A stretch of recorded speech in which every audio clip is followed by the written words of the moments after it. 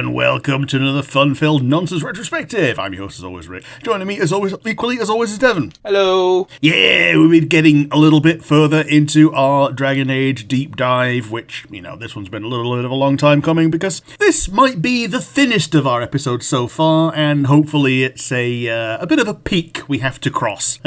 Yeah, I think we've technically been putting this off for half a year. More or less. Yeah, we're going to be talking about, we've got it listed as Denerim, but it's basically just part 2 of Al Eamon and the whole Redcliffe scenario. We're going to talk a bit about a couple of things that happened there, but, the big thing is where you go after Denerim. But before we get too far into that, let's go with the good old time-honored tradition of the nonsense acidine hypotheticals. What have you got for me today? You are given a bow, 20 arrows, and a spear, and a sword and shield. You are then put in the deep roads. How many darkspawn do you kill before you die? Maybe one. I don't think I am proficient enough in any of those to be able to kill more than one if they are en masse. Like, if I can find one on its own, cool. I'm probably more useful with a sword and shield than I am with a bow. I'm actually thinking about it, and I'm like, I don't think there's ever a circumstance in Dragon Age where you fight just one darkspawn. Yeah, and in Dragon Age 1, and I'm assuming we're going by that logic, like, one drop of blood in your mouth is curtains. Well, yeah, but it doesn't kill you instantly, so you can probably still kill more before you croak. Yeah, but by the same token, they're all full-powered orcs. I think you've definitely got to focus on the genlock. Genlocks? They're not called genlocks. What are they called? Gen something. Yeah, Hurlocks, genlocks, and was it Shriekers? Oh, Shriekers will fucking fuck you up. They're not even worth considering. Let's not even bring in broodmothers and ogres. Oh, yeah. Right. Oh, yeah. Ogre being like a literal boss fight just because it happens to have been created from a Qunari. Ooh, boy. That was the old lore. Yeah. They retconned that, and I wish they didn't. Yeah, I like the idea that, like, different things give you different results. It also explained why there wasn't a shit zillion ogres, because why wouldn't you just make ogres? Yeah. Like, how are there still Qunari if they're not just making ogres? But yeah. Like, I don't think I'd last very long, as a human being that I am. Oh, I know we wouldn't ask for... Neither of us will last very long. That's why I just asked how many you think you could kill before you get taken out, because you will get taken out, just like I will. We are fleshy humans. Yeah. So, my realistic one is 1. It's either 0 or 4, so I'm splitting the difference and saying 1. That's valid. How about you? If I'm being generous, I'd say 10, but that's being very generous, because while, yes, I can shoot a bow and arrow, I am by no means 50% accurate. Oh, yes. Like, I can probably hit the target. I probably can't hit the target well. With a gun, that's less of an issue, because the gun is a little bit more powerful than what I can do to a bow. Oh, nah, come off it, man. I think people sometimes underestimate themselves with bow and arrows, although we do have a mutual friend who could pull back the drawstring, so maybe I'm just being silly myself. So it's fine, mate. I'll ignore that aspect of it. But yeah, if I'm being generous, I'm saying 10, because, like, that's assuming, like, a 50% kill rate on the arrows I've been given. I don't think I would be very good in melee. I think I could go toe-to-toe with the little ones, because, you've got the reach advantage, and I'd rely more on using the shield as, like, a blunt object rather than swordsmanship. I know I mentioned having a spear, but, like, a lone spearman actually isn't that effective. Yeah, like, as much as they're, like, bowled up in Dark Souls of, like, your sword and shield thing, your spear and shield, single Sheltron person, it's not that good when there's one extra person. All they have to do is go round you and you're fucked. It's literally just, I also don't think spears exist in Dragon Age, do they? Nah, not really. So maybe that's where the advantage comes in, is like they don't know how to counter a spear. But yeah, it's like a spear wall is a formidable weapon. One spearman isn't going to do a lot. But you know, having a spear is still better than sword and board because you've got range, and that's what it comes down to in that sort of conflict. Anyway, I'm waffling a lot because I want to talk historical warfare when I really shouldn't be. So what's your question, Rick? Before we move on to that, I just do love the implication that the stick has not been invented. But for real though, it's a real problem in video games in that nobody wants to use a fucking spear in video games. So it's either sword or bow and arrow. There is no in between. And the spear is the pinnacle of weaponry. Yeah, it's a stick. It's just the easiest thing to make if you're a barbarian or whatever. If you're it's just a javelin that you don't throw. If you ever get yourself isekai'd into a medieval level era technology-wise and you can't fashion a bow and arrow, which no one will fault you for not being able to do that, the next best thing to do is a spear. You can kill a lot with a spear. Yeah. And you can trick wolves because they'll be like, no, shit, a tool. Get rid of the tool. And they'll tunnel vision on that rather than killing you for the moment. I don't know about that one, but okay. What's your question, Rick? Okay, my one for you is a little bit more simple. You can curse your enemy. What is the most inconvenient and yet non-damaging curse that you can think of? Arse hair that grows at the rate of 1 inch an hour. Ooh. It depends on your definition of non-damaging, but like that would be really fucking annoying. But technically, it doesn't do any damage. Yeah. For those of you who don't know what Rick or I look like, we are both very hairy gentlemen, so we know the inconvenience of arse hair. Yes, we would both fit in the bear community. Let's put it that way. I don't think I'm quite that hairy, but I'm not far off. But yeah, I think if you want to, because at the end of the day, it's really not that big of a deal. But 1 inch an hour, you're gonna have to like shave or wax at least once a day to not be annoyed. Especially it's not an inconvenience when you poop, but if it keeps growing and you don't take care of it to that extent, it's gonna be messy poops. Yeah. It's the poo is not the problem; it's the cleanup. Oh yeah, of course. But yeah, and I don't know about you, Rick, but I do remember at one time, I don't know how, but like 2 hairs got knotted back there, and that was a oh man. Yeah. Just imagine if you ever like accidentally knotted the hair on your head. Now put those 2 hairs in your asshole, and obviously it isn't that difficult to untangle them because you just you do the old a strong fart can separate it, but before it does, it's very inconvenient and a bit annoying. Rick, what about you? My one was I like this one. It's just kind of you make it so that thumbs don't activate touchscreens anymore. Okay. You have to have a very specific age range for this to curse to work, because if you're aiming at someone over 50, they don't use their thumbs anyway. Yeah, you got Kiryu Yaijutsu typing on the phone. I fucking love the way Kiryu types. Oh, it's so funny. Yeah, I only use my thumbs because I hold my phone in landscape and use both thumbs. Well, the thing is, like, if I'm just browsing, like, let's be honest, it's usually Reddit when I'm on my break at work. Like, it is just easy to just do it with one thumb, because that way I can eat my lunch with my other hand. Yeah. If I had to use my fingers, that's no longer an option. Yeah, I mean, you put it down, wouldn't you? But yeah. No, at work, the tables are so low down that that's not an option. Oh, okay. Yeah, you need a telescope to be able to... Oh boy. Yeah. So yeah, this is a curse only for people between the ages of 6 and 48. I will say this, Rick. I would rather have your curse than my curse. Oh yes. I've got. We already have a minor version of your curse. Oh no, not even. It doesn't grow that quickly. Like, it feels like if you leave hair alone, there's a natural stopping point. I know that's not how it works, but it feels like it. Yeah, they become brittle after a certain length, which is why your head hair is basically the same length. After a certain time away from the follicle, it becomes brittle and will just naturally break. Yeah, it's why there's clumps of hair in my bedroom. Yep, and the shower. My hair doesn't come out in the shower. Oh, okay. Yeah, it's very weird. It just comes out when I'm sitting in my room doing fuck all, and it's why it looks like there's tons of spiders on the floor. And it's like, no, just my hair. Time to bring the Hoover. And then, oh no, I can't use the good Hoover because the hair will get tangled and fuck up the Hoover. Yep. Yeah, for me, it comes out in the shower, so I can kind of clump it all together and then chuck it out the window, and then some nearby bird will use it in a nest. And failing that, it will just biodegrade. Yeah.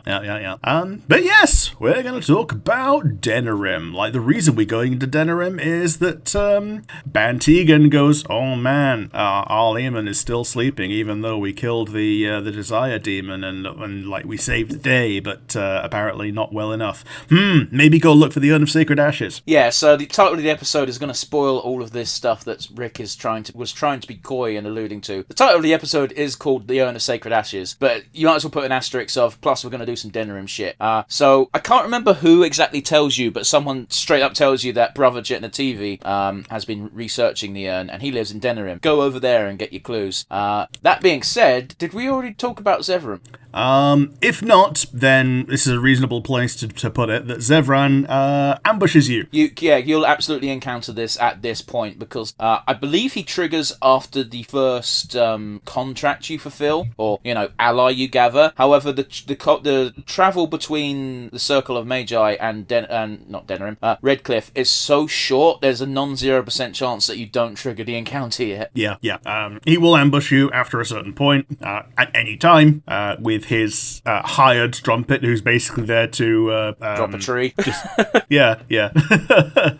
She's actually the most dangerous part of this fight, because there's a non-0% chance that she's the first time you're fighting a mage. Yeah. And she's competent. Yeah, she is. And going back to your hypothetical question, yeah, the reason that you fight the Genlocks, the little guys, instead of the Hurlocks, is that they're never mages, whereas the Hurlocks might be. Yes, and there's a reason for that, because they're made of dwarves. Yeah. Oh, geez, so that retcon sucks. Yeah.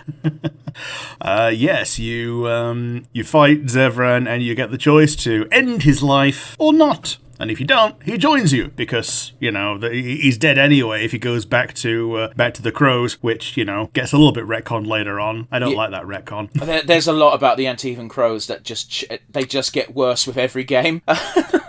Yeah. Like the most recent game, which I don't know if we'll be talking about, because I don't know if you're ever going to finish it, Rick. Maybe not. Yeah. I don't blame you. I beat that game, and it's really annoying, because you're playing the game and you're like, yeah, I'm playing more Dragon Age. Am I? Yeah. Like, it's one of those, like, I know there is more game to play. I know there is an ending, but the point that I'm at, I'm like, am I gonna get the secret ending? If I'm not, I'm gonna be annoyed. It's very easy to get the secret ending. You can't lock yourself out of it. Yeah, but I've only got 2 of the 3 cards that denote that I'm getting it. Okay, and I've cool. been to all the places. Yeah. Guess what? I also did that, and I didn't realise that I'd missed one. One of them. Okay, 2 of them are hidden behind secret bosses, and one of them is just in a random fuck off place in the forest. Yeah, I've been to all those three places, and one of them I got definitely from the forest. All right, in which case, you just got to visit the 2 boss arenas, and like there will be a one there. Trust me, like you can't lose it. You know what I mean? Yeah, I get you. Anyway, but yeah, spoiler for a game that we're probably not going to talk about. I absolutely adore Zevran.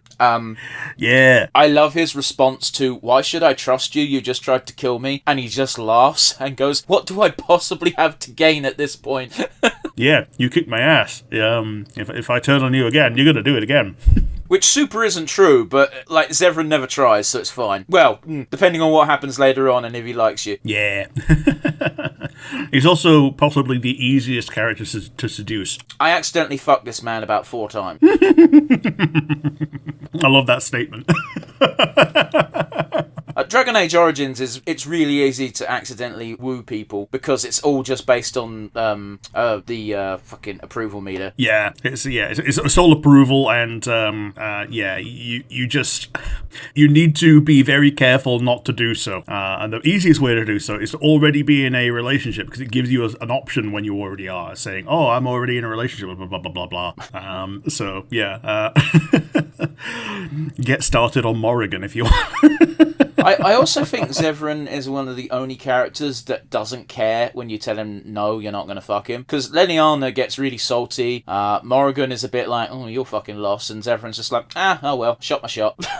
Meanwhile, Alistair is the one that you have to actively pursue. Yeah, because he is like the archetypal, like romantic virgin. You know what I mean? Yeah. Like he's not a virgin because I'm sure if he tried, he could fuck. But that's not how he views sex, and 90% of that is the Chantry shit. But whatever. Yeah, he views it as the end of romance, not the beginning of it. Yeah, exactly. And then Morrigan's just like, yeah, we're fucking now. Yep. In fact, if you get your approval too high with Morrigan, she stops. So does Zevran. Does he? Oh, yeah, okay. Yeah, Zevran is very much like, he'll fuck anybody. And then it's one of those weird ones when he starts caring about you, he stops treating you like a piece of meat, for lack of a better word. Yeah. For those of you who don't know much about Zevran, he was brought up in an Antivan whorehouse. He really doesn't have any hang-ups when it comes to sex. Yes. One of the things he even talks about is, so you're an Antivan son of a whore. And he goes, son of a Dalish whore, thank you. But yeah, you should absolutely recruit Zevran. There's no downsides, really, unless you want to treat him like shit, but that's weird. This is one of the better ones for recruiting an enemy, because there are so many video games where they're like, that person was recruitable? Oh, I missed them. How? Blah, blah, blah, blah, blah, blah. But this one, it's like you finish the fight and it gives you the option to talk to him or just kill him on the spot. And it's like, there's no way they're going to make you give you the chance to talk to him after, unless he's recruitable. Yeah, unless there's something to get from him. Even if it's just like you get put on another quest, they wouldn't put you that option unless there was something like specific out of it. Yeah, the only time I've killed Zevran is when I was playing the Dwarven Noble, because it just seemed in character. So it's like, sure. I've dealt with assassins before. Yeah. I'm gonna kill Balin. I've always put Balin on the throne. You can't do it if you're the Dwarven Noble. You just can't. Yeah, it's that little bit too. It's a little bit too personal for the Dwarven Noble. He completely destroys your life. Yeah. Now, and conversely, it would be very weird as the Dwarven Commoner to not put Balin on the throne. Yeah, because he wants to destroy the class system, the caste system. And even if you didn't care about that, he's the one who's been fucking your sister. Yeah.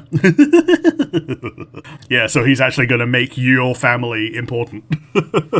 But yes, anyway, that's Zevran, in case we didn't talk about him before. I got the feeling we might have touched on it before, but whatever. At this point, we've got every character in the game apart from Oghren, and the secret character. Yeah, the end game character. Yeah, so it'll be a while until we're talking about new party members. Zevran is an assassin, by the way. It's a neat little class. It's really annoying that part of his dialogue is, I can break into any lock, but his lock picking is shit, so you still keep Liliana. Or level it up yourself, but to be honest, you're probably leveling up the speech checks yourself. Oh, I only ever do lock picking on my main character if he's a rogue, and I don't tend to play rogues in Dragon Age. Yeah, I did like speech and pickpocketing. For those of you wondering, I don't usually do rogues in Dragon Age because usually the most entertaining characters in a Dragon Age game are rogues, so you want them in your party, but you don't want two rogues because that's pointless. Yeah, like you can set them up differently, but yes, if you want two of something, you want it either to be warrior, so you've got a tank and a bot and a basher, or mages, so you've got like two lots of missile massacres. It's really good to have two mages in Dragon Age Origins because healing magic exists in Dragon Age Origins. Yeah, and not only does healing magic exist, haste stacks. I didn't know that stacked. Oh yeah, it's actually bees as well. Oh yeah, everyone knows about the murder bees. Yeah, so my trick for getting through the deep roads, because I was also a mage, was me and Wynn use haste, and Morrigan also uses haste before she turns into bees, and then triple hasted bees just go through the deep roads. Yeah. I know one of the very valid endgame party setups was to have your main character be a mage, spec into the I've forgotten the exact name of the class, but the class that basically makes you a walking tank nightmare, and have Wynn and Morrigan, and the fourth character will be a rogue just to deal with lockpick checks, and you would have your main character mage be the tank, and you'd have Wynn and Morrigan just nuke everything with fireball. Yeah, Arcane Warrior, yeah. Arcane Warrior, there you go. Because they changed the name in Inquisition to fucking... Yeah, Knight Enchanter, yeah. Yeah.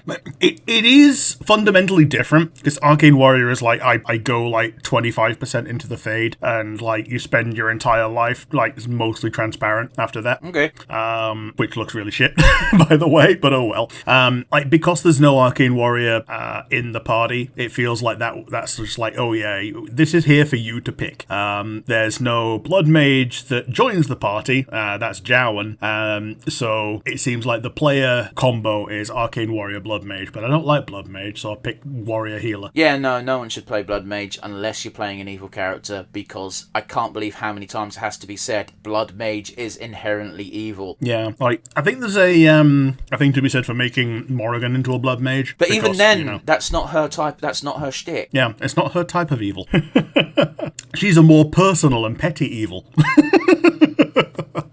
But yes, we go to Denerim, which is effectively Loghain's stronghold, but they don't act like it. Yeah, because he doesn't know you're here. That's also true. It takes him a while to get the message that Zevran fucked up. Yeah. Speaking of Zevran, if you have him in your party, you can talk to a certain person at the merchants. I believe you could talk to him anyway, but if you've got Zevran, Zevran keeps telling you, you shouldn't work for this guy because he knows he's a crow. Yeah, Master Ignacio, I think his name is. Yeah. And you can even call out all the doublespeak that he's doing, and he goes, fine, fucking fine. I am a crow, do the thing, get paid. Yeah, so his whole logic is that he does use specific words. He makes it seem as if you work for him and do a few contracts, then the crows won't target you anymore. And then when you finish the last one, he goes, well, no, I can't control all the crows, but my cell won't attack you. Yeah, which, is better than nothing. It is better than nothing, but he could have just been upfront about it. Like, yeah. I've got to be honest with you, all of the things that people he's asking me to kill, like, he does give you quests to kill people that are actively harming your party, so... Yeah, they're all arseholes. It's very much a mutually beneficial agreement. Yeah. So, yeah, I basically always do his things, even if he comes back, even if he benefits from it, and if the crows benefit from it, who, as far as we're concerned, are a villainous organization, I'm also benefiting from it because these guys are pricks. Yeah. Yeah, there's a fun few quests that we can do in Denerim during a pit stop before we actually go into the Urn of Sacred Ashes itself. If you play as the aforementioned Dwarf Noble, which is my favourite origin to play as, unless you want to play as a mage, I don't see any reason not to pick the Dwarf Noble. The Human Noble's actually pretty stacked for, stuff to do. Oh, they're all stacked. I just really like the Dwarf Noble is my point. There is a Dwarf that appears in every single playthrough, but if you're the Dwarven Noble, you recognise him. He's Gorham. Yeah. Dwarven crap. Fine dwarven crap. That's not what he says, by the way. Yeah, it's dwarven crafts. Yeah. If you talk to him as a dwarven noble, you get to... He's like, holy shit, you're alive. I thought you might live, but I didn't dare hope and all that stuff. And you get the dialogue option, which I love, which I never pick, because it's clearly not going to work. He goes, oh, you can come back to being my servant. And he's like, no. To be fair, he doesn't laugh. He does make a very genuine argument as to why he's not going to do that. That being said, he does give you a nice shield, regardless of what you say to him if you're the Dwarf Noble. And you get a decent discount as well. He's one of the people that's also voiced by Steve Bloom. Sure. I mean, they have him in the game. Yeah. He's typecast as Ogren and Gorham, but also Irving, of all people. Fuck off. Yeah, he's Irving. I can't hear it. Do you know what I mean? Yeah, that's why they call it voice acting and not... Yes, I know. Tee-hee. Yeah, but he also plays that really feminine geezer in Gurren Lagann, doesn't he? Yeah, Leron, yeah. So, I'm very well aware that he has range, but whenever someone says Steve Bloom, I'm just like, oh yeah, deep voice motherfucker. Deep gravelly. Yeah. Something gravelly and probably surly. Yeah. There's also Haren and Master. I forget the Smith's name. Haren is his number 2. Yeah, isn't it revealed in one of the later games that his assistant is a desire demon? Maybe. I don't know. I'm pretty sure that's a thing, and that's the whole reason why he's always so fucking whimsical and fucking off to do new things, because he just desires to create shit, so the desire demon fucking loves it. Yeah. Wade. Oh, sure. Yeah. He shows up in all 3 games. I don't think he shows up in Inquisition. I think he's on one of the table missions. Yeah, Wade and Haren. Yeah, so in Inquisition, you can exchange Wade's notes on working high dragon materials for stuff with Haren, apparently, and that's it. Sure. But yes, Denerim, that's what we're talking about. There is a fun quest where you find one of the knights from Ostagar, and he recognises you immediately as a Grey Warden, and he basically blames the Grey Wardens for all of his friends dying, because he's fallen for the Loghain propaganda. He's been purple-pilled. Ooh. And he challenges you to an honourable duel. Now there are a few ways you can resolve this. Like you can just straight up say that he's lying, that Loghain is lying, and you have to pass a speech check, which isn't too difficult if you've been leveling that. And he just goes, so you're adding slander to the charges. But then he looks like he's about to hit you, but then stops, and he's just like, well, I can't prove what he said is true, so consider this a stay of execution, and then he fucks off. But you can also just accept the duel, and you will fight him one-on-one with his seconds surrounding you, and it's just a one-on-one fight. Or you can go, fuck this, and murder him in the street.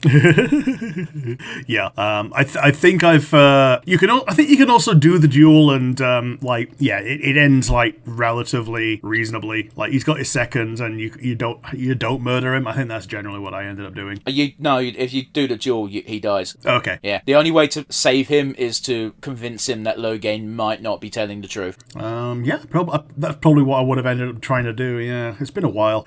This game's old enough to vote. It's such a minor side quest that there's a good chance some people just don't do it. Yeah. But yeah. Yeah. Apparently, with Heren, it's in the Darkspawn Chronicles DLC that he becomes the Desire Demon. Oh, so it's super not canon. Oh yeah.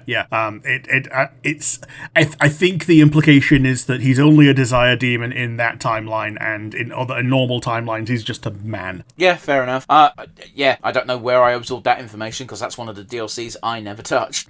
Yeah, I've never touched any of the DLCs for Dragon Age 1. Actually, no, tell a lie. I did the one that the person in camp goes and tells you to buy and do. Yeah. I did. I've done that one. Obviously, we both got Shale. I also did Return to Ostagar. Yeah, I never did Return to Ostagar. It's fine. It just gives you Kaelin's gear, and Alistair gets to be sad. Yeah, and if you take Loghain, you get to hear him go, "That bastard."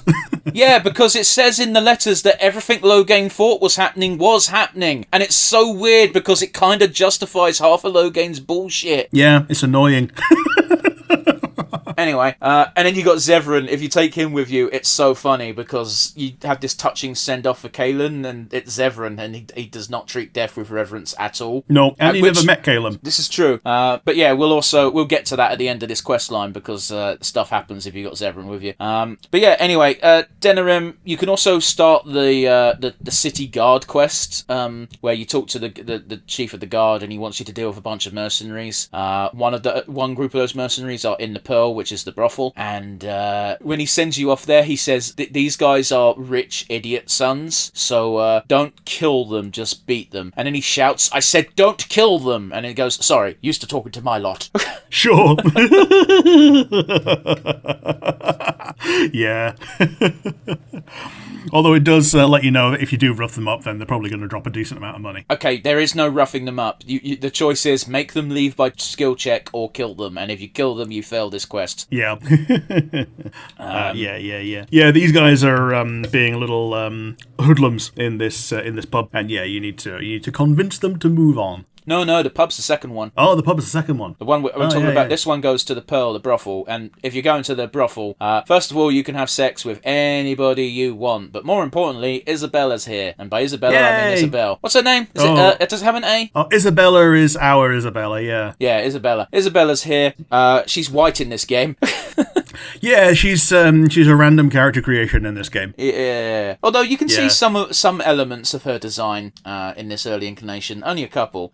This is where you learn the duelist. Yes, you get duelist from her if you manage to beat her in cards, or at least point out that she's been cheating. Yeah, and spoiler alert, Isabella is never honest. Oh yeah, she's always cheating. Even when she would be able to win without cheating, she still cheats. Yeah, and she calls you, and if you're shit at cheating, she calls you out, and the way she calls you out is fucking hilarious. Because if I recall correctly, she goes, "Why have you given yourself such a good hand when this hand would have sufficed?"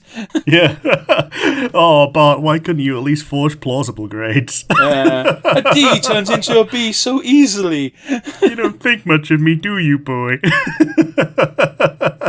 Oh, jeez. But yeah, this is how you get the duelist, which is a pretty good rogue subclass. Yeah, and because there isn't one, I usually do the thing of I put duelist onto Zevran because I think it meshes pretty well with assassin. Yeah, it also makes sense for a twin sword person to be a duelist. Yeah, your frontliner, and then that means that the what do they call it, the scout, the ranger, the one that gets the animal companion. That goes on Liliana. No one uses that one. Yeah, that goes on Liliana because bard, and then once she stops shouting, she's got a bear.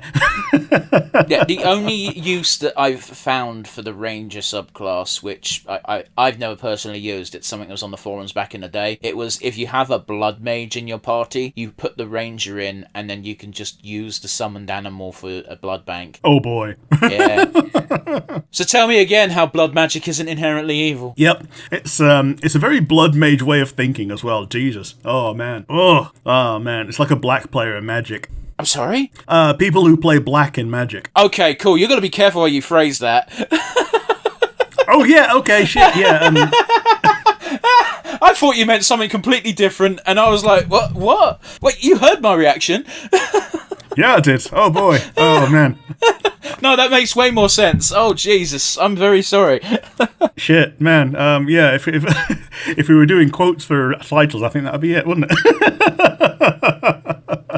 Oh boy. Yeah, you've got what else have you got with the guards? You got the brothel. You've got at the moment, you've only got the two. Okay, and it just unlocks more as you get through the game. When you come back later on for the actual Denerim segment, you've got a lot more of these side quests that just sort of spring up because you can't go anywhere else at that point in the game because the Blight's killed everything. Yeah. Yeah, so you've got your interaction with Isabella, and yeah, you can have a threesome or a foursome. Yeah, you got to try really hard for a foursome though, and if you're going with Morrigan is like not having it. Zevran is well down. Alistair, I believe you need to pass a skill check. Yeah, you need. So Alistair needs to have done his family quest and be hardened to even consider it. Otherwise, he's like, no.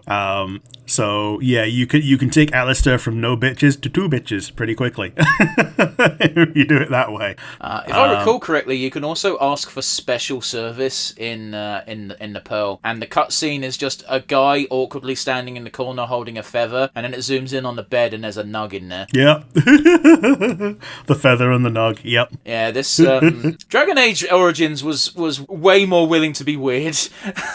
Yep. Oh man. If you go with female main character Isabella and Leliana, then Oghren faints. Yeah, that sounds right. I've got to be honest with you, I completely forgot Leliana was bi. Oh yeah, she's incredibly bi.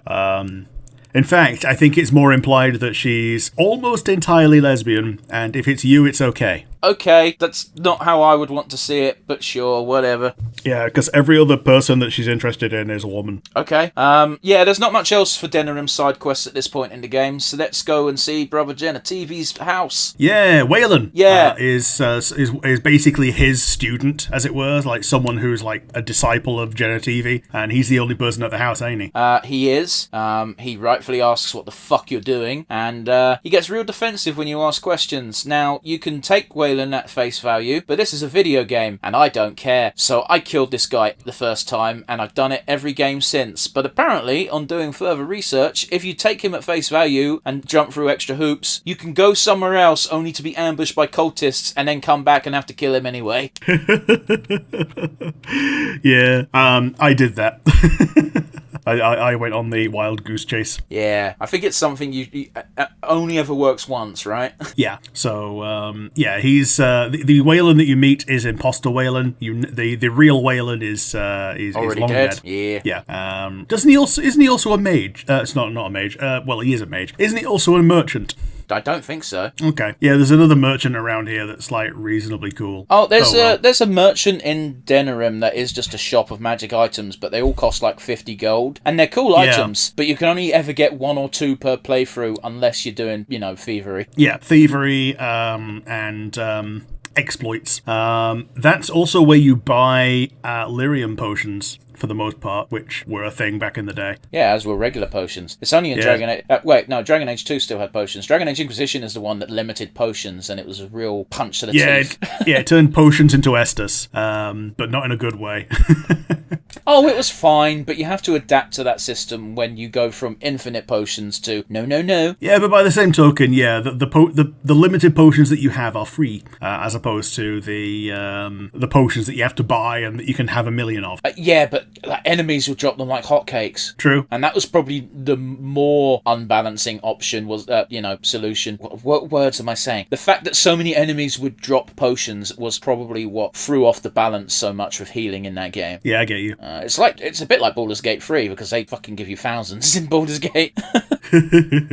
Yeah, they do. In Baldur's Gate, like, after a certain point, you don't rest anymore. You just chug 15 potions and keep going. Well, at that point, resting is for spell slots. Yeah. And camp events, you know that you're due. Yeah.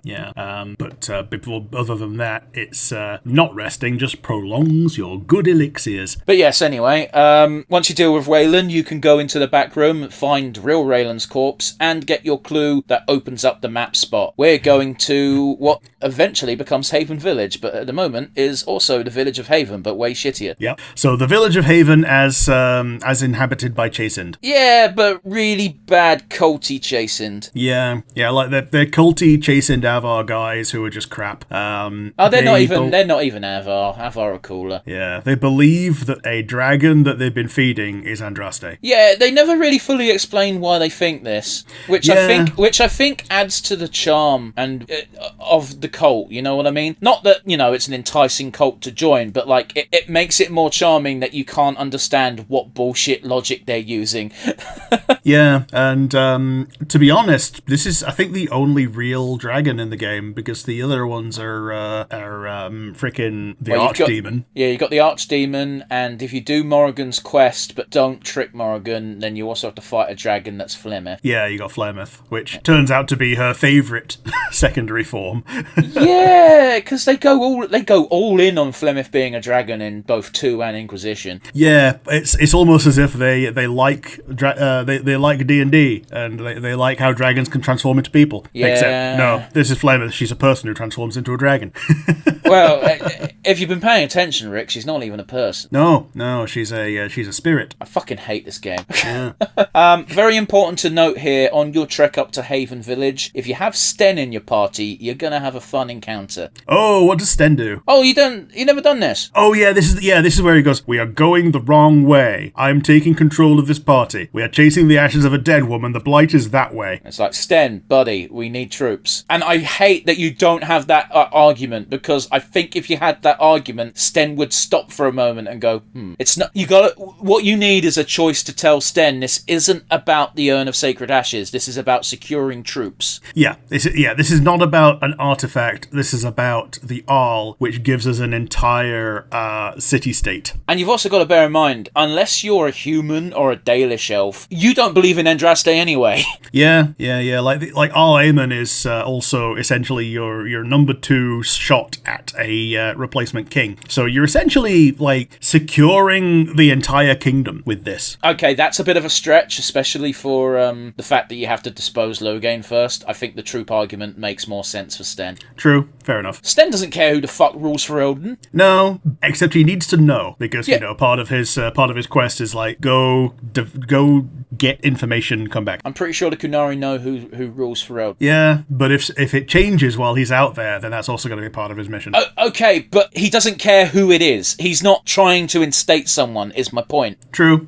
Jesus Christ, he was going to just let himself get killed in a most gruesome way for no reason before we met him. Oh, there was a reason. It was for honor, because he murdered a bunch of people because his sword was gone. Yeah, no reason. Yeah.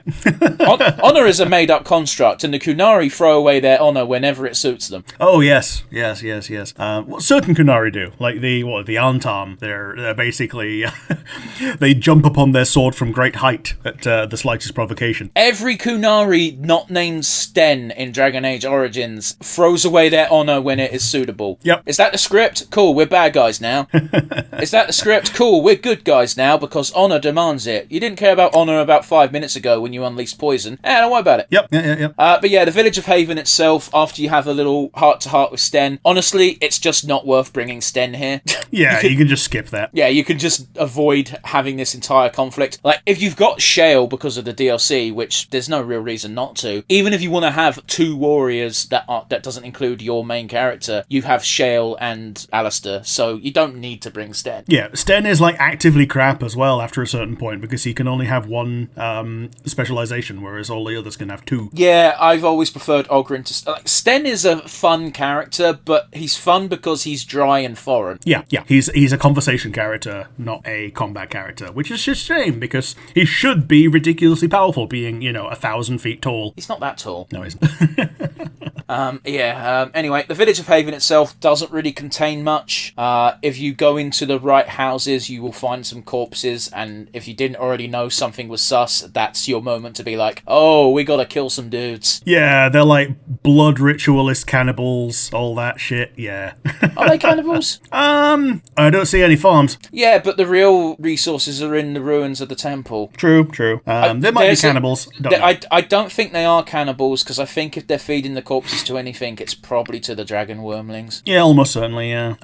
So yeah, you end up essentially bypassing the village after either agreeing to their bullshit stupidity or oh, you got the order wrong. Oh, do they only do it at the end?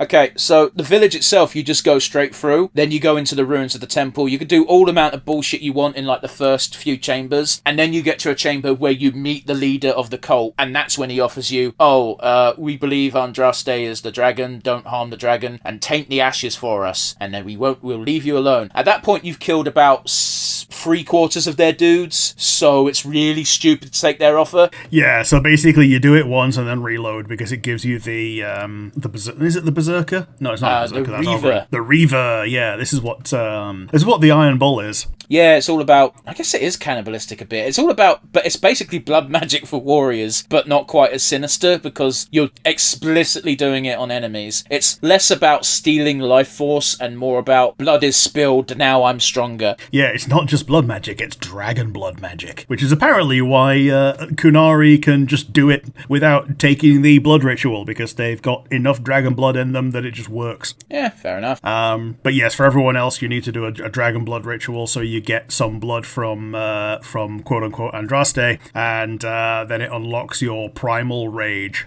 Yeah. If I remember correctly, what you can do is you can agree to the deal with the Urn of Sacred... Say you'll taint the Urn of Sacred Ashes, get the specialization, and then just reload your save. Yeah, exactly. So once you've got the achievement for the specialization, that's unlocked for any playthrough from now on. Yeah, it gets really awkward. I think we brought this up during the Redcliffe episode because they give you this whole ceremony where they're like, I now name you champion of Redcliffe, and it's like, this is worthless. I've already got it. Yeah. Yeah, champion and blood mage for the same thing. Like you can intimidate the demon, get blood magic, and leave and then reload. Yeah, blood magic is bad. Don't do it. Don't watch it unless you're going into Awakening. No, not Awakening. Awakening, where it's just in a book.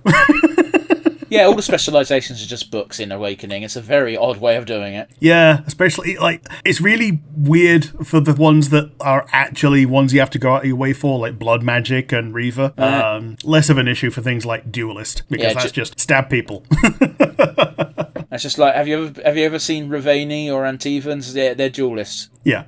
Have you ever stabbed someone? Yeah. Well, have you tried stabbing them harder? Oh. It's just Mo Sislak holding two knives. As I gotta be honest, it's ready to rip. Pretty much. But yeah, you can get the Reaver specialization here. I almost always put Ogryn as that's usually his second subclass for me. Yeah, Berserker Reaver. Yeah, it just fits so well. Yeah, it just works. And I gotta be honest, Templar is like the weird warrior subclass because I don't see the point in it apart from on Alistair because you don't have a choice. Yeah, and like Alistair being Templar champion also kind of fits because you get champion from Al-Aman, who's like his uncle. It was basically his adoptive dad when you think about it. Essentially, yeah. So it just makes sense that he has that. So yeah, splitting them down the middle. That's your two warriors. Yeah, bye Sten, bye Shale. Sten is also here. Bye Mabari. Oh yeah, goodbye dog. looks good until about level 7, when other people get, like, specializations. Well, the dog is really funny because the only reason to have the dog is to get secret items that are buried in the ground, but none of them are good items, so who gives a fuck? Yeah, like, dog was such a minor part that they made it into just a summon for Hawk in 2. Yeah, as DLC. Yeah, a DLC summon for Hawk who does very little. Yeah, it's the way to handle it. He should not have been a full party member. It was a fucking dog. Yeah. Like, he should have been probably unique to the human noble, and, just like a thing that the human noble can have. But no, having it as a party slot party member was, in my opinion, and also your opinion, it sounds like a poor choice. Well, it becomes immediately pointless as soon as you get the Lover Ring. Yeah. When you got more humans who can do human talk. Like, he's party member number 4, and you immediately go up to 6 party members in Lover Ring. Yeah. Anyway. So yeah, there's a couple of like lore things in the puzzles. Before we get to the puzzles, before you get to the quote-unquote gauntlet, as it were, and they do call it a gauntlet in-game, you have to do that little run between the ruined temple and the gauntlet building, which includes having the dragon just perched on a mountain, sleeping, and there's a gong! Yeah. Do not hit the gong! If you bong the gong, you fight the dragoon. Don't do it! Especially don't do it when you first come here and are probably barely level 10. Yeah, don't do it when you're underleveled. When you're overleveled, cool. Oh yeah, I've never actually killed this dragon, Rick. I don't know what it gets you. I assume something cool. I can't remember. If it's anything like the other Dragon Age games, then it probably involves giving a scale to the blacksmith dude. Usually, yeah. And you'll get a cool piece of armor, or I guess an entire set of armor in this game, because they didn't just have one armor slot in Dragon Age Origins. Yeah, it was just the so it would be something like the Blood Dragon armor, but good. Actual dragon scale armor, yeah. I mean, I say not good, but the Blood Dragon armor is really good until you get something in game that's not it. That was good English me, but you know what I mean. But yeah, you're right. You get the gauntlet next. You talk to, I forget what he's called, but there's a ghost dude that introduces the challenge. He really freaks everyone out. Yeah. Like everyone's a bit skeptical. Even Liliana's a bit skeptical. But like all he does is tell you stuff from your past. And when he does it on Zevran's like, "Okay, spirit, shut the fuck up." Yeah, you can tell me, but I don't want you airing my dirty laundry in front of these guys. Also, I don't care. Yeah. But yeah, you were mentioning earlier the very first puzzle, as it were, is literally a quiz, and it's based on lore. I hope you've been reading the codex, motherfuckers. Yeah. This is a cute way of doing that, where it's like enforcing lore. And, but also worst case scenario. If you can't be asked, you can brute dumb it. Yeah, you can brute force it, or you can go to the wiki. Yeah, I always just looked up a guide because I'm like, I'm not learning the fucking lore of Andraste. I don't fully learn the lore of Christianity, and that's a thing that affects my life.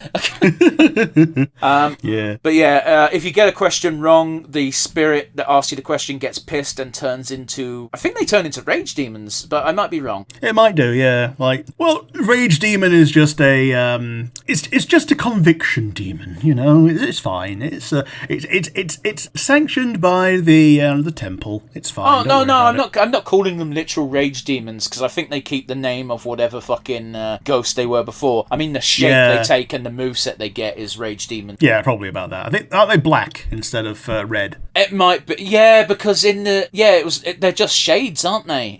They're shades. Yeah, they're shades. Because the annoying thing is, guys, the most recent Dragon Age game I've played and enjoyed was Inquisition, and shades in that game are just green humans. Yeah. But in Dragon Age Origins, they had an actual unique, weird design to them. They look like sort of brown flesh bags. Yeah. The next puzzle that we can do involves standing on a bunch of buttons, if I recall. Yeah. This is where you got to split up your party and be able to stand on multiple buttons at once, yeah. Yeah, I hope you know what the button is, guys. Yeah. I'm looking it up right now. The High Dragon drops a Maytashir War Axe, whatever the fuck that is, a Crow Dagger, Antivan Longbow, the Long Sight, which I think is another bow, Storm Talons, Kunari Siege Gauntlets, Pure Bitch Braid, which there are many ways to get that item, Deadhead Charge, Grandmaster Flame Rune. You cannot be laughed at, the Grandmaster runes. We haven't really spoken about the rune system because it goes away pretty quick. And it drops a Dragon Scale, which I assume you give to the blacksmith. Yeah, Yeah. It drops quite a lot then, yeah. He's eaten a lot of champions. Yeah. Oh, yeah, and it says here, looting the Dragon Scale will start a new quest called the Dragon Scale Armor.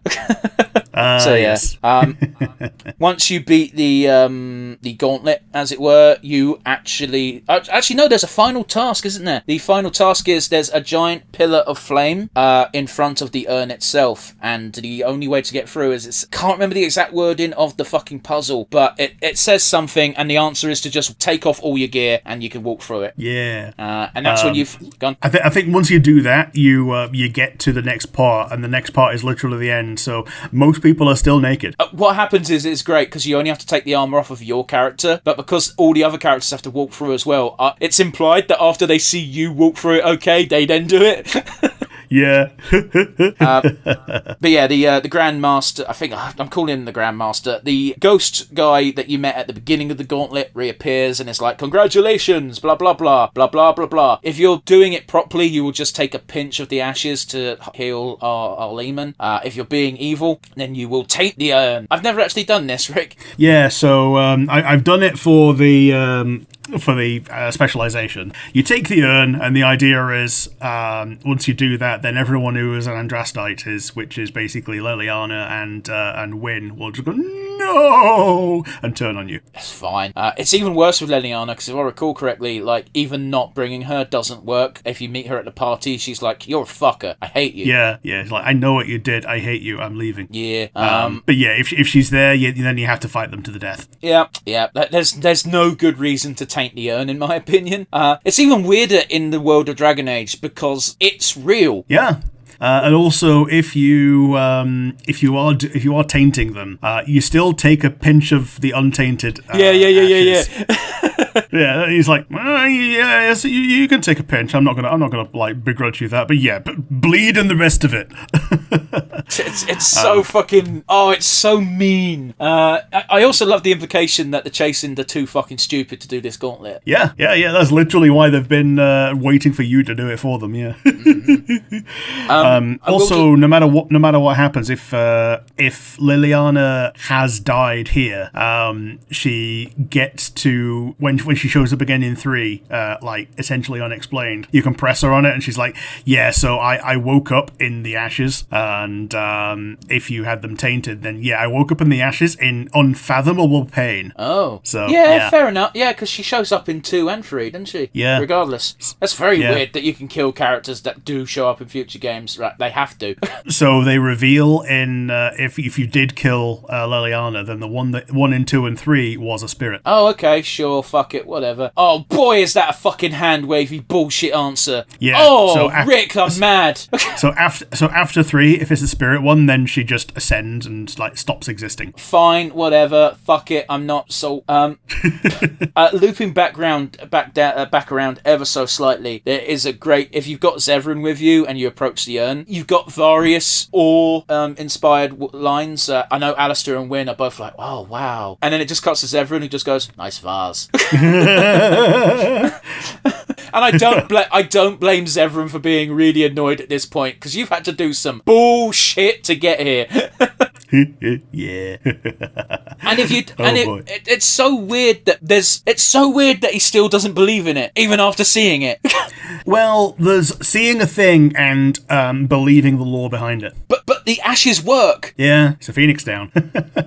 It's not a phoenix down. He's ill, not dead. Yeah. But yeah, anyway, yeah, I'm so happy because at this point in the game, you will almost certainly have Zevran unless you kill him, and like he is one of the more fun party members. Having him with you in, we'll get there when we get there, but having him with you in Orzammar is great because he's really good when it comes to political backstabbing. Yeah, he's good at physical backstabbing, which means it's a transferable skill. Yeah, there was a time when I was like, let's side with Haramont, and as I said, oh yes, I agree with your outlook and blah blah, and Zevran just goes, excuse me, if I may have your attention for a moment, this guy's asking us to do all of his dirty work. We just saw Balin kill a motherfucker in the square. I say we side with Balin. And then I'm like, Zevran, buddy, you make a good point.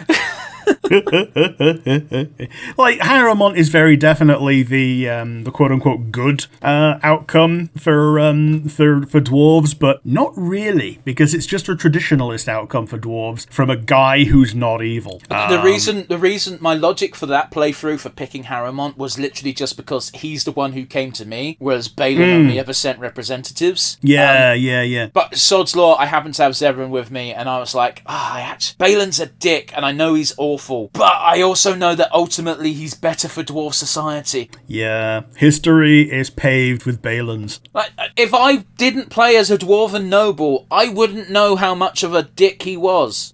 Yeah, because even his arguments to you when you speak to him are all reasonable. Well, less so if you're a dwarven noble, but yeah. Oh yeah, less so if you're a dwarven noble. But for, like, other than that, the only thing that Harrowmont has to stand on is that he's nice. Yeah, well, the other thing he has to stand on is, like, he's 95% sure Balin killed the last king. Yeah, Balin killed the last king and orchestrated the death of every other member of the royal family. But at the same time, that's just royalty, baby. Yep. Like, there's that really funny discussion about Vayne in FF12 of, like, what did Vayne actually do that was evil? And it's like, well, he killed his dad so he could become emperor. And it's like, that's just regicide. That just happens. Yeah, and he did that in his country, not yours. Okay. He's still not nice. Oh yeah, totally. But technically speaking, his only crime is regicide, which is just par for the course for royal families. Yeah, true. Anyway, I digress. We're not talking about Final Fantasy, we're talking about Dragon Age. We get our pinch of the Sacred Ashes, whether it be untainted when we go is another matter. I always never taint it, because always never taint it. That's a double negative, isn't it? Yeah, always never do this. Oh, jeez. Thankfully, if you made a deal with the Chastened and then just didn't follow through, they will be waiting for you at the exit and you'll have to kill them anyway, but it's like, boo-hoo, who cares? You probably don't have this outcome because either you agreed to it and you did it, or you didn't agree to it and they're already dead. Yeah, true. But yeah, thankfully, it's very quick to get to the world map screen, and you can go back to Redcliffe and resuscitate Al Aemon. And I think we should leave it there. Well, this is also where you give Jowan his sentence. Oh, that's assuming you didn't tell him to fuck off and don't come back. Yeah, so if you tell him to fuck up and don't come back, you save his life. Yeah, but you also could have done that way earlier. Yeah, true.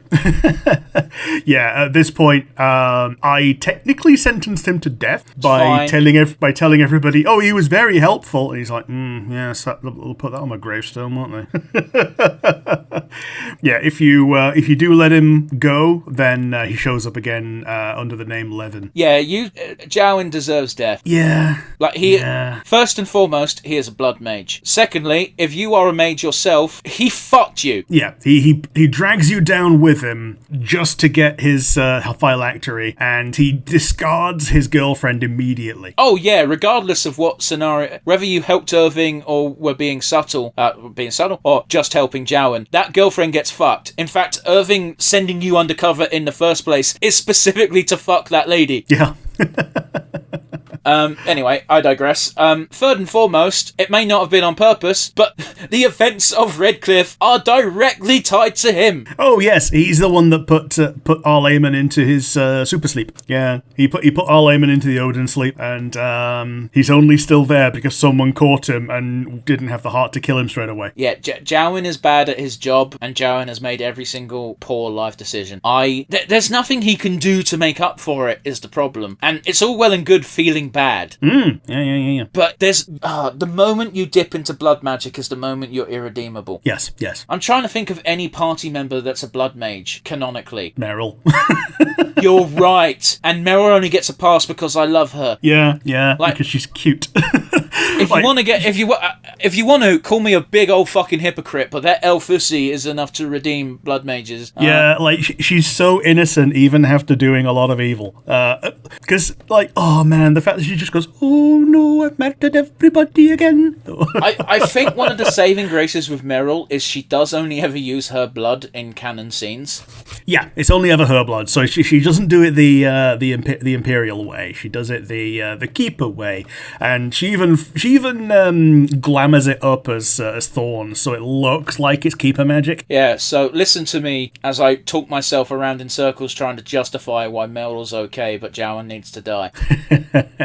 I do think Jowan should have been a party member. I believe that was cut content, wasn't it? It was, yeah. It's why he's got a coloured level up background and not the colourless one that doesn't level up like the other ones. Oh, I see. It also explains why, he shows up so often and has a playable move kit. Yeah.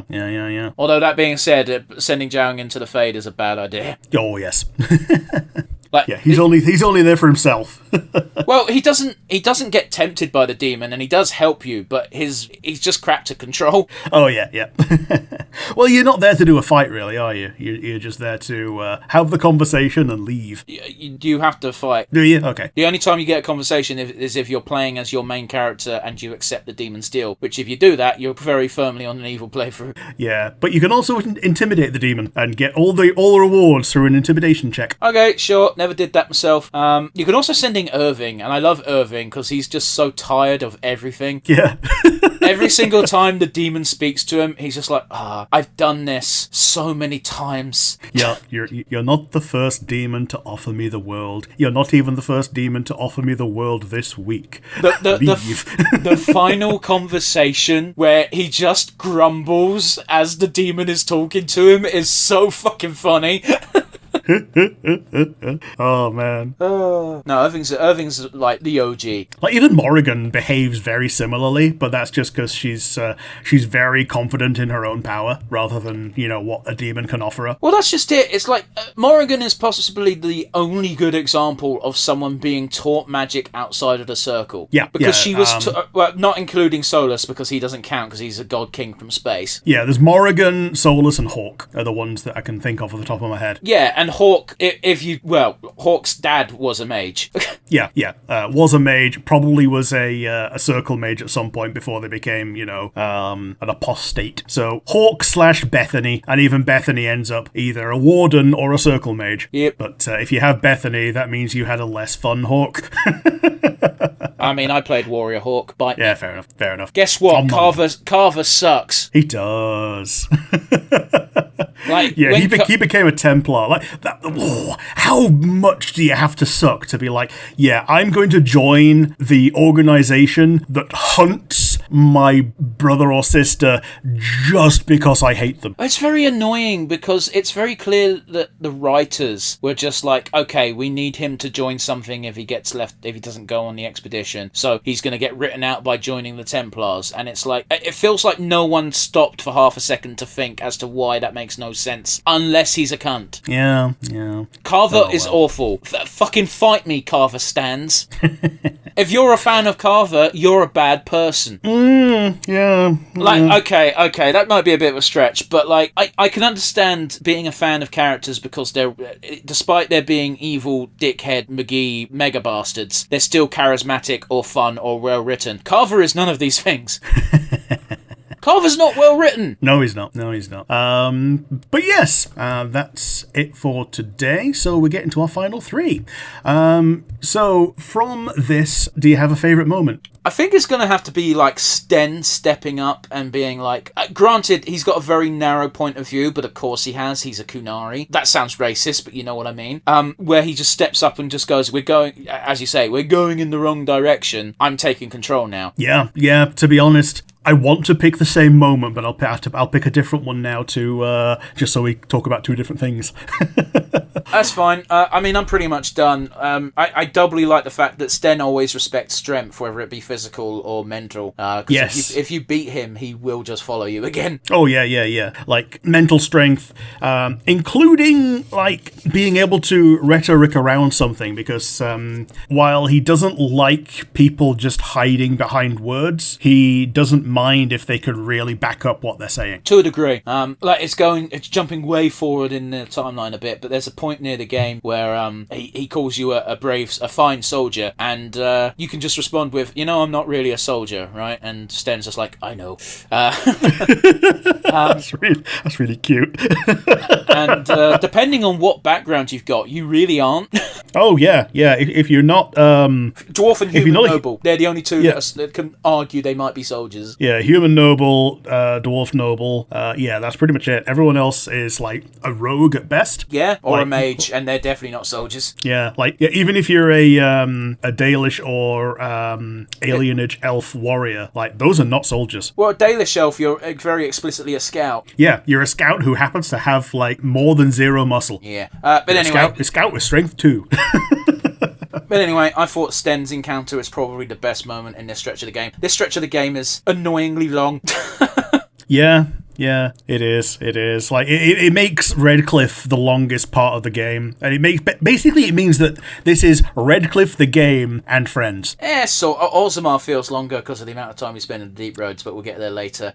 Rick, what's your favourite moment from this stretch?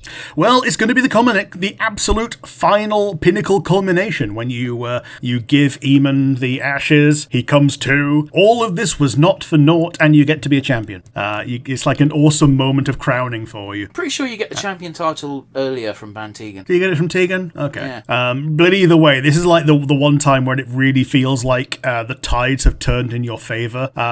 Because to go to the Landsmeet without Eamon is sure failure. To go to the Landsmeet with Eamon, well, he's basically got almost as much claim to the throne as Loghain had. So, this is now you've got someone in your corner. No, he doesn't. Okay. That's why I said almost. No, he doesn't. The only reason Aemon's claim to the throne is Alistair, and he makes that painfully clear immediately.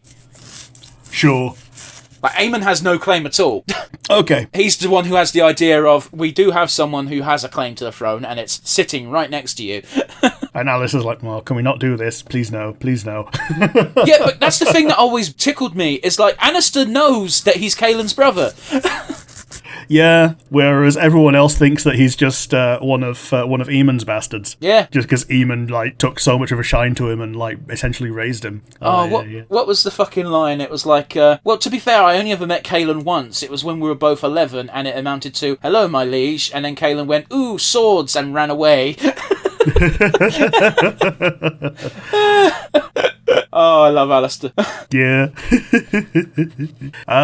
But yes, that's our... Yeah, we talk about the good, but how about the bad? What's going to be your weakest link from this segment? Oh, it's too long and unnecessary. I wouldn't say quite so much unnecessary, but the fact that the dungeon before the gauntlet is completely unnecessary. Oh, yeah. The fact that it's all towards the same result makes it feel like a pain in the arse. Because, before you get rid of the Desire Demon, you got to do the entire Mage's Tower, pretty much. Yeah. So, yeah, it's like 3 areas to save 1 man. No, the only saving grace it has is you don't have to do the Urn of Sacred Ashes immediately. The danger's gone. But it feels weird to then say, fuck this, I'm going to the Brazilian forest. It does a bit. What about you? What do you think? It's more of a meta one, the fact that we were putting this off for so long. Well, I even told you we were going to put it off again this week, and I was like, I really don't want to do it because it's so boring.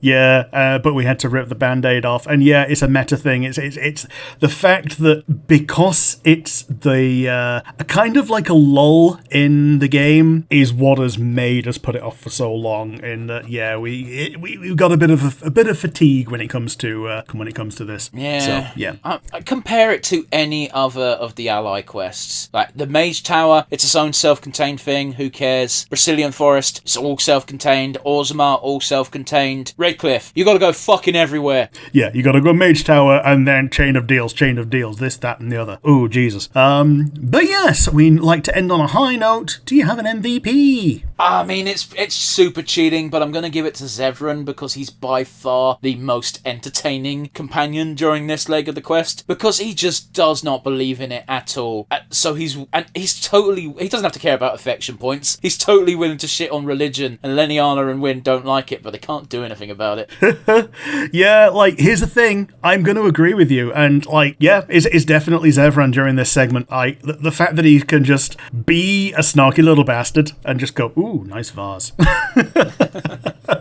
I also want to point out, a bit of a meta thing right now, is I've been trying very hard not to accidentally call him Zevlor this entire time. Oh, man, shit, yeah. Zevlor. Oh, boy. Yeah, so a double award to Zevran for this segment. Yeah, man. He got done dirty the more games that he's been in, but that's neither here nor there. In Dragon Age Origins, he is king. Yeah. But yes, that's it for today. If you liked the episode, you got the comment section on YouTube and Spotify. And tell us your thoughts about the Urn of Sacred Ashes, the first trip to Denerim, any other things you've done in Denerim, and just in general, this middle portion of what we are calling our playthrough of the game. We're not calling it our playthrough, it's just a deep dive. Yeah, it's a deep dive through our memories. A deep dive down memory lane, swimming through land. But if you don't have the comment section, you've instead got an email, which will go to nonsensereviewuk@gmail.com. I want to stress, do not tell us what else you did in Denerim. The Pearl is there. Yeah, what happens in the Pearl stays in the Pearl. I hope so. Yep. But yes, that's going to be a goodbye from me. See you again next week, guys.